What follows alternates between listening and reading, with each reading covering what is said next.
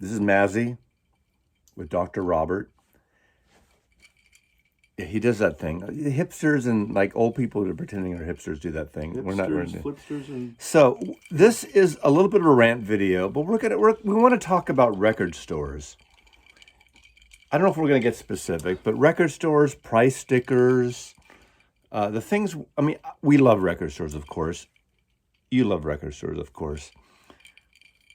This conversation started. Cheers, Doc. cheers. What are we drinking? You poured it. It's some form of whiskey. I think it was Scotch from the look of the bottle. Okay.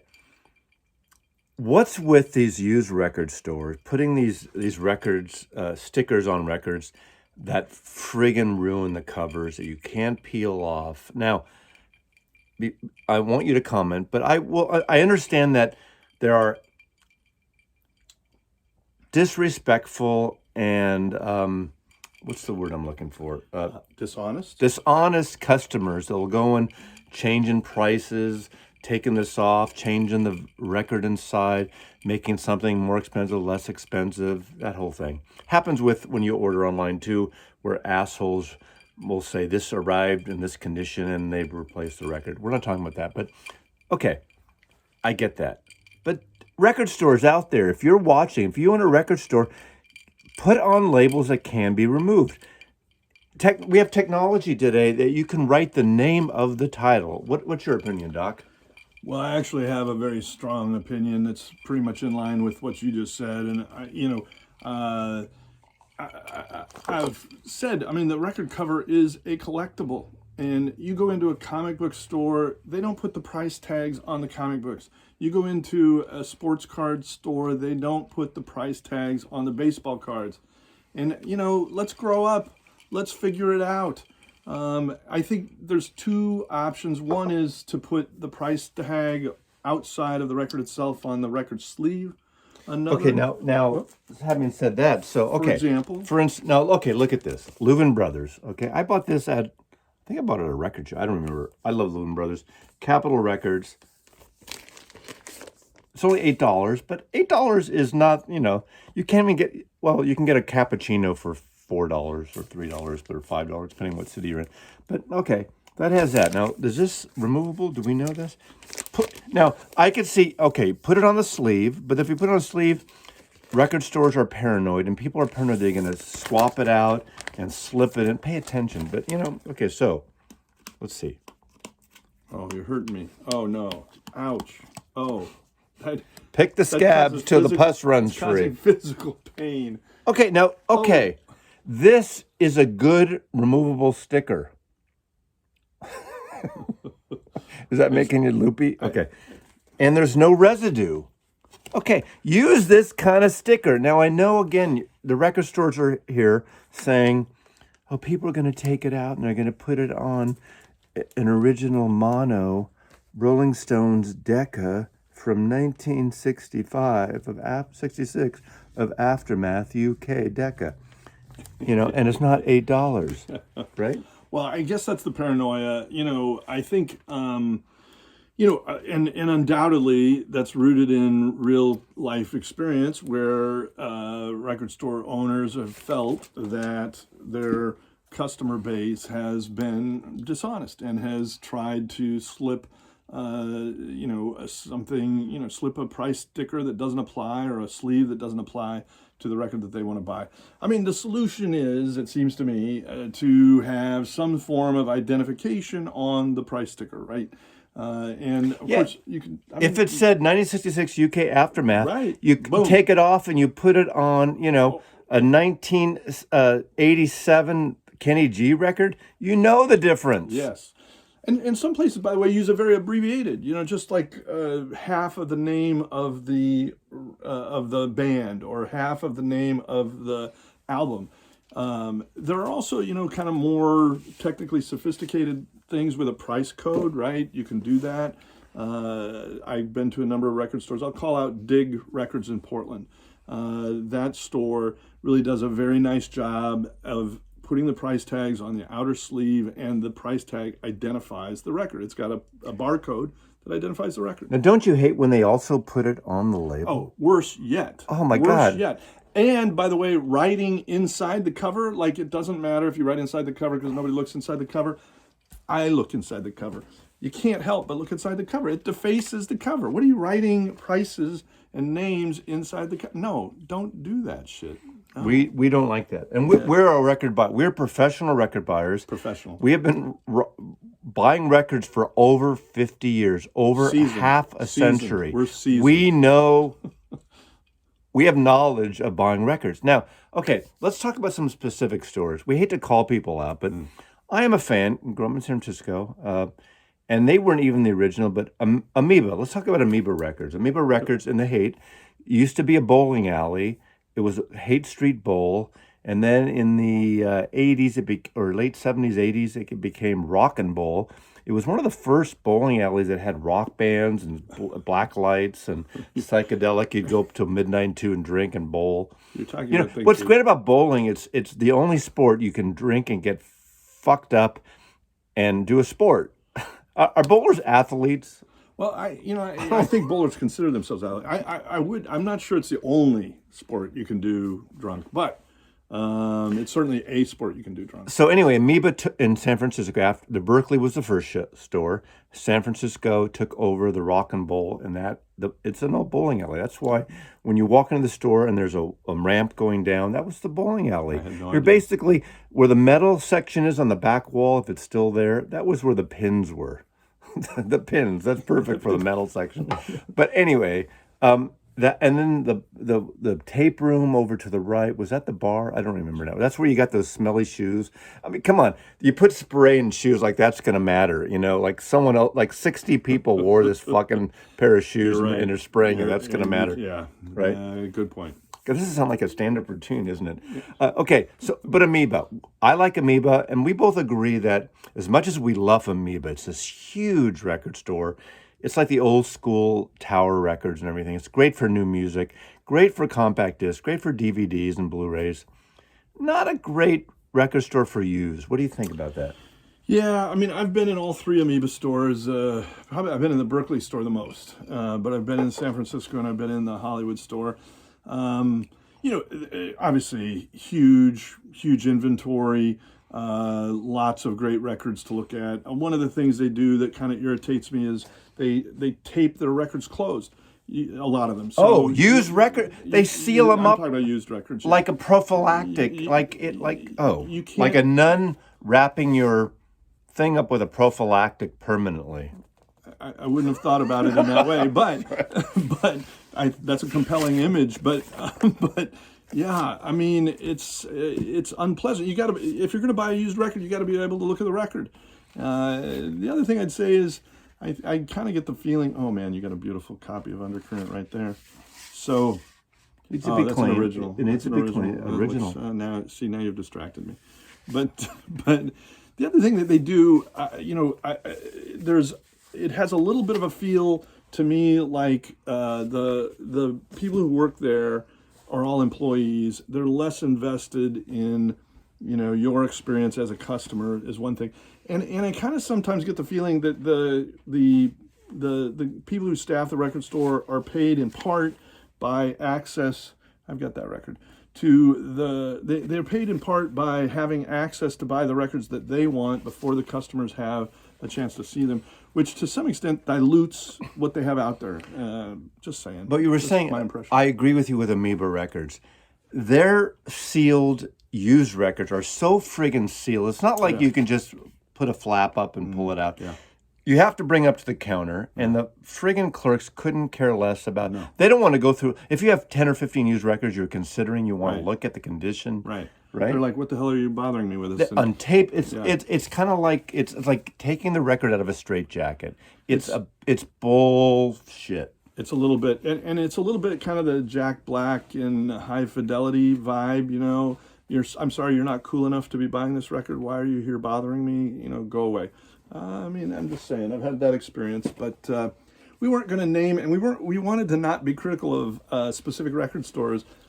It turns out that's hard.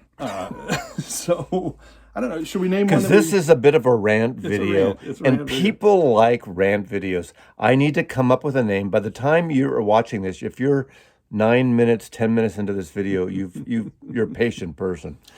But this is going to be a great clickbait title in this video. But record stores, go ahead. Should we talk about a couple that we really like, that really do things the right way? Go ahead. Yeah, or what we think. So, we're Northwesterners.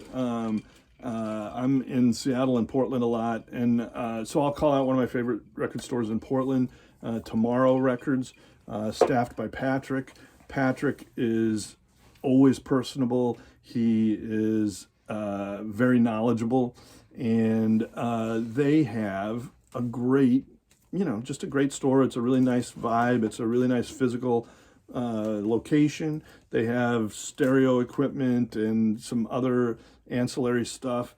And what Patrick does with his records is exactly what I was describing. He has the price sticker on the outer sleeve. This is from Tomorrow Records, actually. There you go. So Mazzy knows this store too. In fact, I've talked to Poetry on Plastic. Michael turned me on, made me buy this record. Classical ensemble, the Philadelphia Brass Ensemble, the Riocho Brasso Gabrielli. It looks interesting. But see, okay, there's the sticker. That's the sticker. Now, of course, it's a classical record, and it's only $5. But see, that's what I'm talking about. So this price tag has on it, just one little half word that tells Michael that that's the right price sticker for that record. And it's the right or not record. Michael, for Patrick. It tells Patrick he knows what he's selling. Beautifully done. And then you don't have to mess with it. I mean, all of us, at some point, we probably have to go through a process video on how you remove price tags, because they all got to go. But then you got to use this anti-gunk goo off shit. True. That you're using a chemical imbalance Keep it out of that your coffee. wrecks the planet and destroys our atmosphere and human mankind and womankind as we know it. It's a mess. It is a mess. But, keep it out of your coffee. Don't put the Zippo lighter fluid in your coffee. But you need some Michael tools. Fremer, you're going to send me a video saying, Mazzy, shut the fuck up, dude. You can't talk about mixing scotch with records and labels. Someone's going to get all pissed off because people have an opinion. Scotch doesn't work. And some wanker is going to labels. make some weird-ass comment shit here. So this is a rant video. You don't use scotch to take the record labels off. I do not. Oh. No, or the record stickers? No. Anti-scotch tape. Yeah. Oh, scotch tape. Scotch tape. I thought he meant whiskey. But you don't use scotch to fix. Now, you fix reams. I do. That sounds That's another dirty. thing. That's another thing. Yeah. He's a repair guy. But let's talk about record stores. Okay. Easy Street here has a nice thing. They're pretty good. They're good. They have it on the outside of this plastic, right? They're good, yeah. And you can pull the record out. You can take a look at it. You can inspect the quality, the mise en scène, the gestalt of the vinyl. What the fuck? Yeah. Okay. Couldn't agree more. So I'll name a Seattle store besides Easy Street, which I like, Sonic Boom Records. All right. And here's something Sonic Boom does that goes beyond what we're talking about. First of all, their stickers are on the outside. That's the first thing you got to do. But then for everything that is more than a $5 record, they put a sticker on that has room for lots of writing. And they say on there, this is this pressing, this is the condition, this is the, is it a repress, is it an original, and what year did it come out? So they get all these details on there, and that, as a record buyer, it helps immensely to know what you're actually buying. Now, okay, look at this. It says $150. Wait, you're blacking out my... Okay, you're covering me up. $175. I'm really getting Slashed resentful. I'm resentful. At $150. Now, I didn't pay this. This is actually a record from a store, but I didn't pay this, so we're just showing this as an example. That's some example. And it says rare. Well, if you have a record for $150 and $175 it listed, it's fucking rare. You don't have to tell why it's rare. Yeah. But look, okay, if you're going to sell a record for $150, look at this. Now, I didn't pay $150, so don't get all squirrely on me. This is like the God Book by Louis Armstrong, one of the great originators of jazz in the history of jazz, right? Would you agree? I love Louis Armstrong. Okay. If this supposedly, now I didn't pay this, and supposedly $125 record, $150 record. What the fuck? Look at this. Oh, man. You know? Yeah. Clean the record, put it in a sleeve. If you want to include this Columbia, because it's rare, slip it. I'm sorry, you're blocking me out again. Slop it in. Look at this. Really? Like, okay. Oh, this is a travesty. And, you know, it can get even worse. I mean, you know, when you buy these records, sometimes they don't even have an inner sleeve. Are you kidding me? And then sometimes they have these old original cellophane inner sleeves, or the plastic kind of semicircular inner sleeves. I mean, that's inviting trashing of the record. Please, if you're going to charge $100, and by the way, this is not worth more than $10. Right. I don't think so. But this has one of the greatest gospel opening songs. Okay. Nobody knows the trouble I've seen.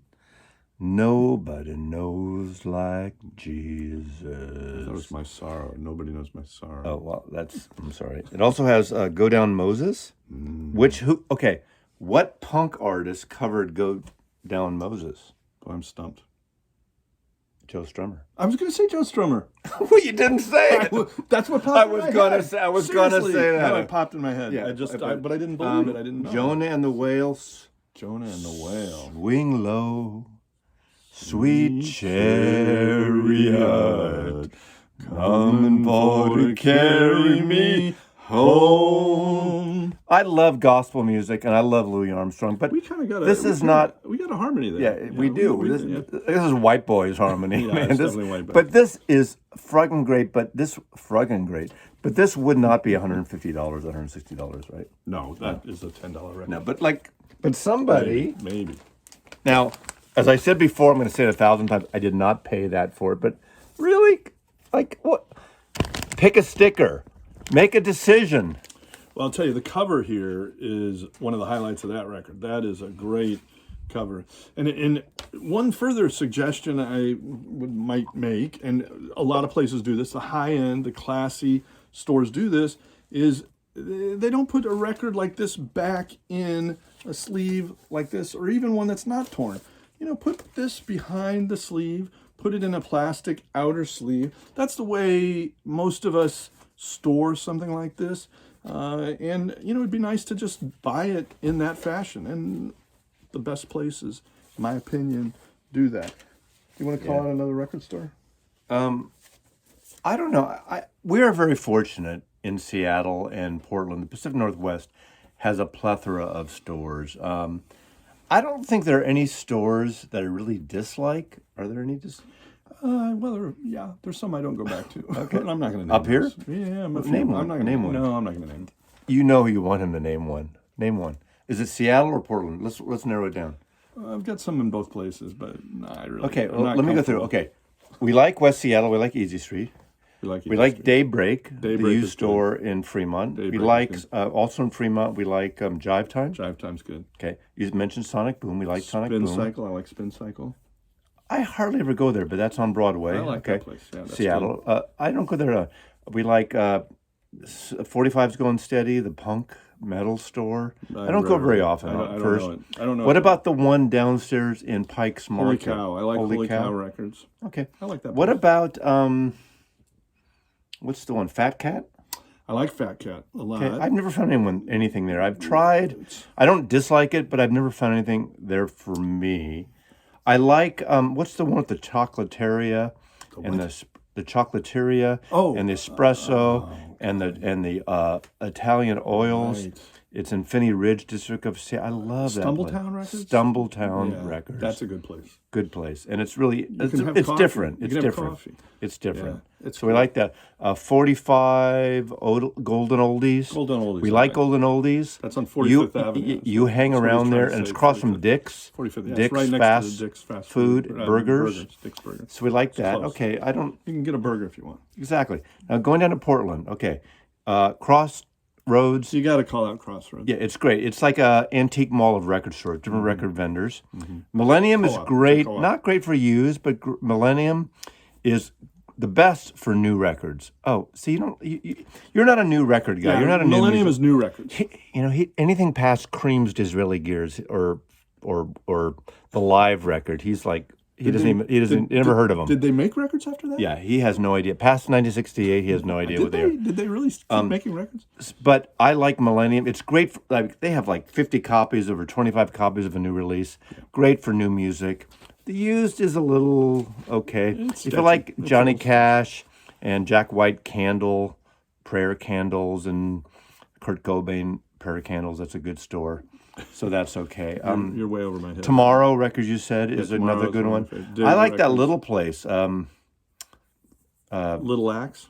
Little Axe. That's a great place. It's small. It's well curated. That's nice. Cool stuff. Oh, having said that, up here, Hex Induction. Interesting. It's a good store. I like it. Yeah. It's a relatively new store. Yeah, they have new stuff and stuff. Old. But yeah, okay. They're good. All right, going back to Portland. Too many records. Everyone told me how weird it is. I had a great experience here last time. I have it right here. I picked up this. Oh, well, that's a good record. This is an amazing record. And I picked up Metal Machine Music by Lou Reed. Two good The guy was great. I went with Poetry on Plastic Michael. We had a good time. Matt. Unfortunately, the owner, Matt, was not there. We met the other Matt, who's a classical musician. So it's worth a check out. It's a beautiful, comfortable store, little lounge area. So, I'm going to give it a shout out. I had a good time there. Yeah. Portland. What else in Portland? So there's a store that I think is off people's grid a little bit that I really like is Jump Music, run by Dan out of his house. And a lot of times... Does he have a permit and to running a business out of his house? Well, I've never You have to have a tax license and a business license. You'd have to ask Dan, but... We're going to totally bust him. He has a cat and a dog. The dog is named Happy. And they both... And the dog's name is Gilmore? No, the dog's name is Happy.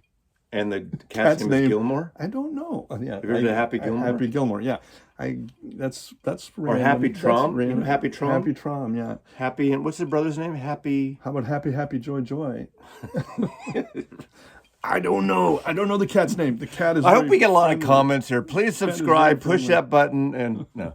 But you got to go to Jump Music. And Dan is he's very knowledgeable. He's been doing it for years, and it's a really cool venue. And you're almost always the only customer there. Once in a while, one other person walks in.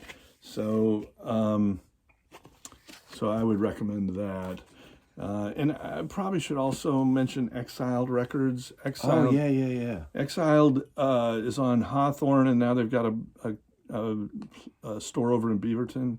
And so they're about the only West Side record store right now in Portland area. Okay, let's talk about the other. There's one store that I have a love-hate relationship. Not even a love, but it's a big it's just store. a hate relationship? Well, no. Okay, Everyday Music.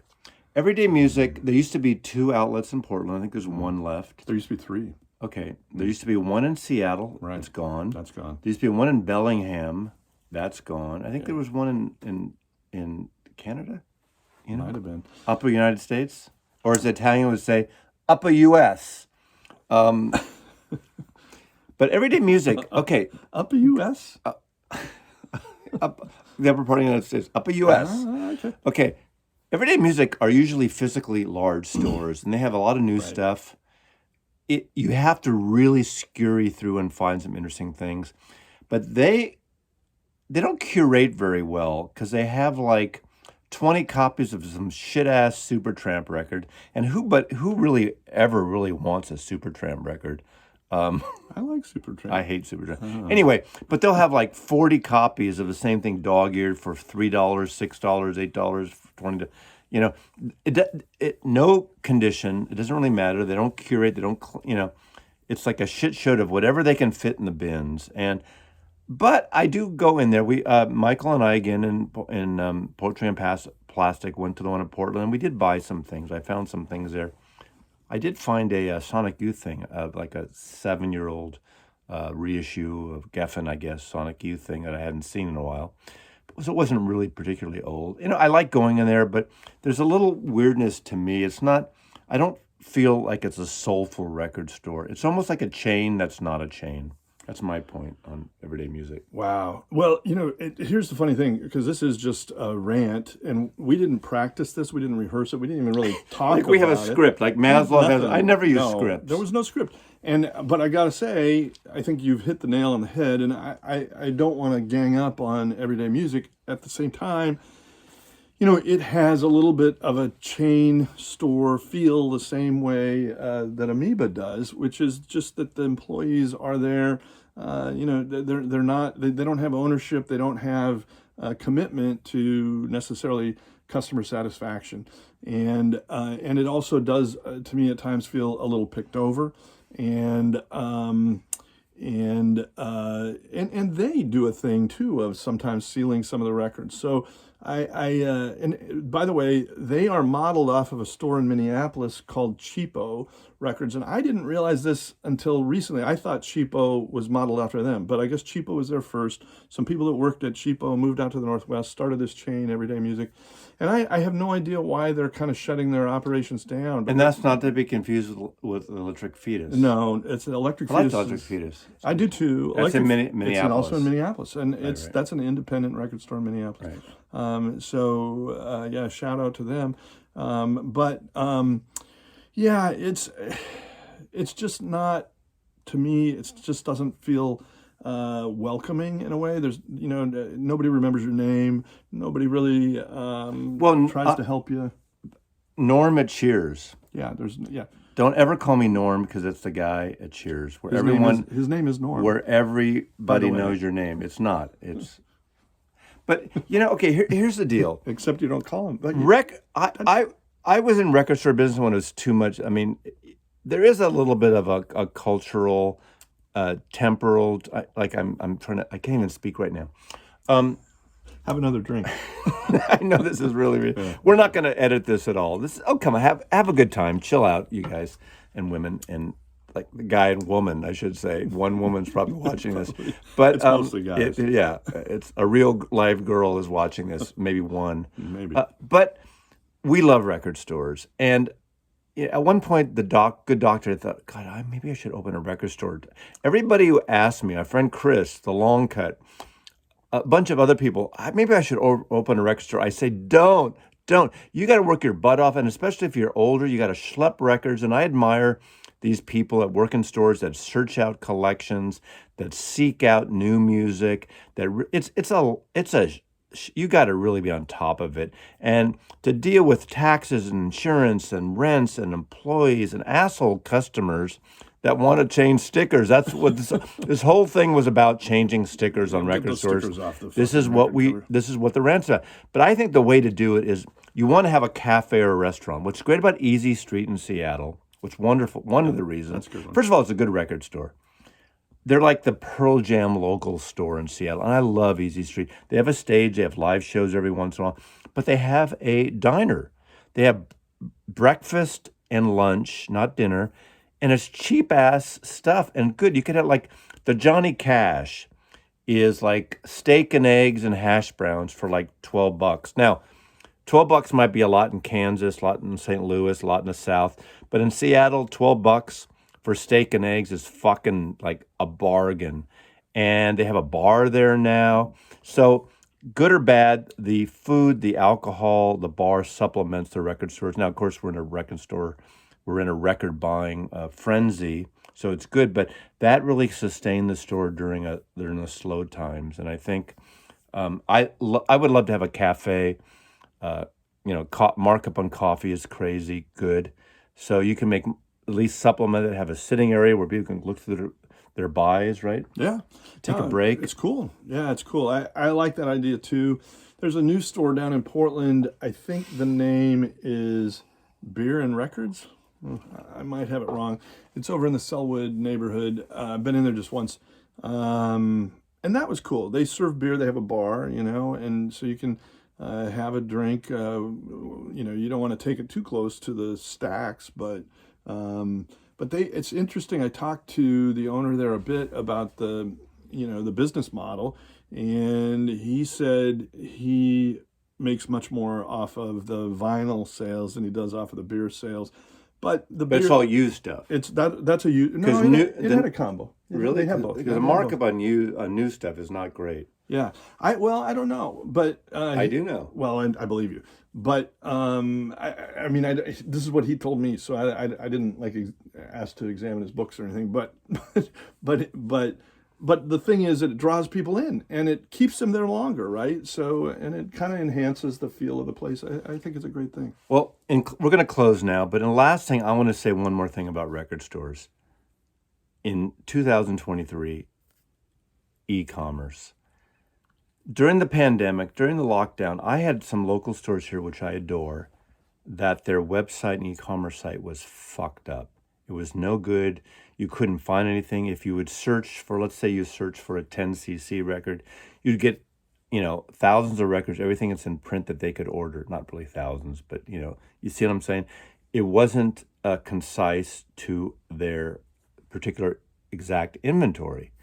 There were two stores that I would order from regularly because they're the only two stores that would send records out either the day I ordered or the next day. And that was the In-Groove, Mike in Phoenix.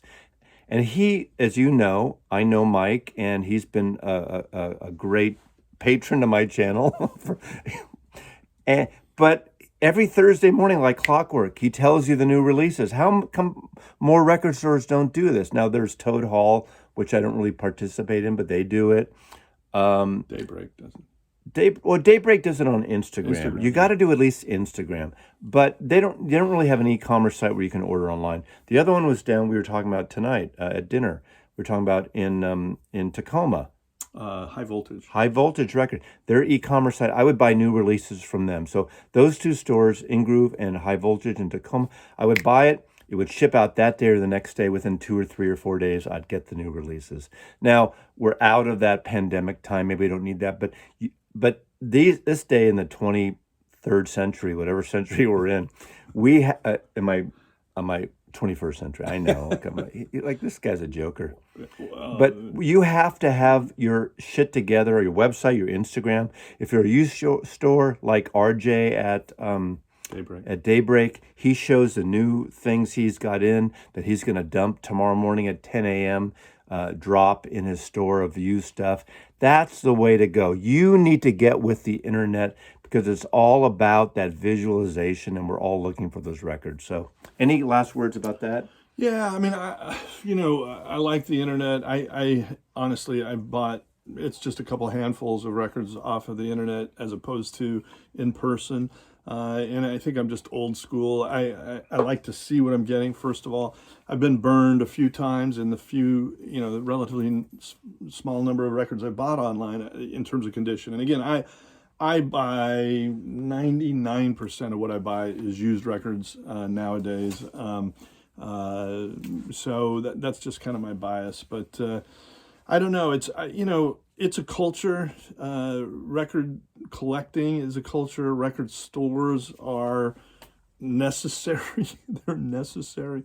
And by and large, it's a love relationship. I love going to record stores, and I can tell you that it gets me in trouble with my wife how much time I go and spend in record stores. But it's like anything. You can do it really well, and you can do it not so well. And I think it's all about making it a good experience as well as making money. Nobody knows the trouble I've seen. Nobody knows like my sorrow. Mazzy loves you. I love you too.